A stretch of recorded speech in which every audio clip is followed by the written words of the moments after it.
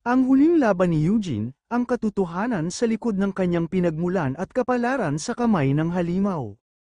Ang lihim ni Eugene bago siya naging tagapagtanggol ng mundo laban sa kasamaan, si Eugene, na kilala rin sa orihinal na bersyong Hapon bilang Yusuke Urameshi, ay isang pasaway, palaban at problemadong estudyante, pero sa kabila ng kanyang pagkamalupit sa lansangan, may puso siyang handang magsakripisyo para sa iba.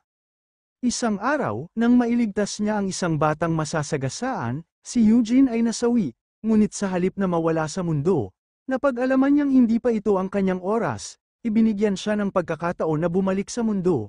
Kapalit ay ang pagiging isang spirit detective, tagapamagitan ng mundo ng tao at mundo ng espiritu. Ang paglalakbay, mula tao hanggang mandirigmang espiritu.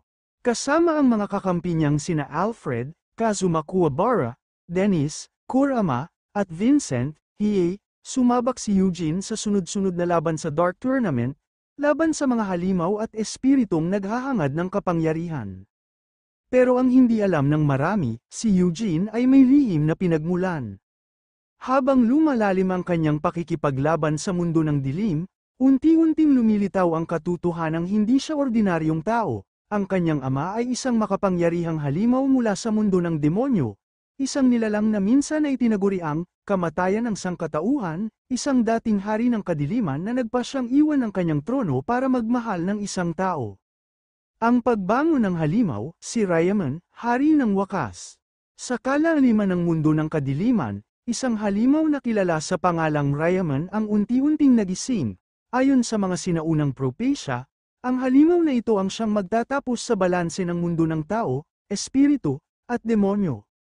Si Ryaman ay may kakayahang sumipsip ng enerhiya ng buong mundo, at unti-unti niya itong ginagawa, nagpapadala ng mga alagad para hulihin ang mga pinakamakapangyarihang mandirigma. Isa sa mga target niya, si Eugene. Ang huling laban, Eugene vs. Ryaman, nagtipon ang lahat ng puwersa ng mundo ng espiritu, si Eugene ang nanguna, kahit pa alam niyang hindi niya pa ganap na kontrolado ang kanyang kapangyarihan bilang anak ng dating hari ng demonyo. Sa gitna ng isang itim na langit, at sa lupaing walang buhay, naglaban sina Eugene at Ryaman. Bawat suntok ay nagkakabitak sa lupa, bawat sigaw ay kamakalabog sa himpapawid. Ngunit ang lakas ni Ryaman ay tila walang hanggan, hindi siya tinatabla ng spirit gun ni Eugene, hindi rin siya naaapektuhan ng kahit anong enerhiya mula sa mundo ng espiritu. Isang araw, darating ka rin sa puntong kailangan mong pumili, kaligtasan ng mundo, o buhay mo. Ito ang paalala sa kanya ng kanyang gurong si Master Jericho. At ito ang araw na yon, gamit ang natitirang kapangyarihan, pinakawalan ni Eugene ang Final Spirit Gun, Soul Sacrifice, isang teknikong ipinagbabawal, dahil isinusugal mo ang kaluluwa kapalit ng puwersa. Sa isang pagsabog ng liwanag, nawasak si Ryaman, ngunit kasabay nito.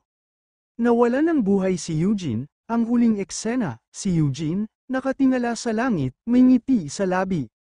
Kung ito ang kabayaran para sa mundo, ayos lang.